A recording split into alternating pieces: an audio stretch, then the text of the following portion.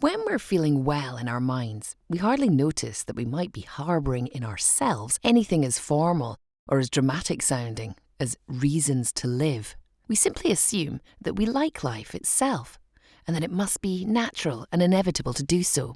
And yet, a broad appetite for life is, on close inspection, never simply that. Our apparently general buoyancy must covertly rest on a range of specific elements that, while we may not bother to itemise them, have their own and distinct identities nevertheless.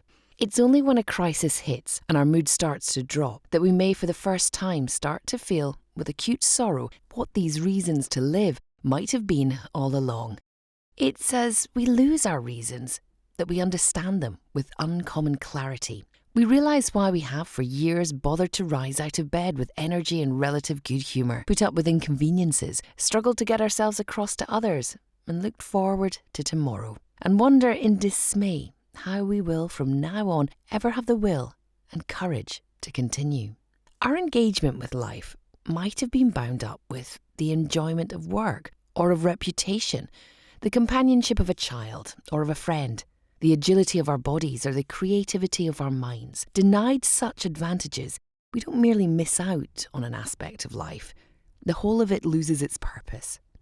Secondary satisfactions, whether from a holiday or a book, a dinner with an old acquaintance or a hobby, cannot compensate.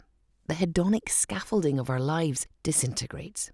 We may not actively try to kill ourselves, but we can't count as quite alive either.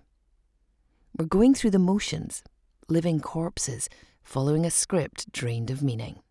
When we say that someone has fallen mentally ill, what we are frequently pointing to is the loss of long-established reasons to remain alive. And so the task ahead is to make a series of interventions as what counts.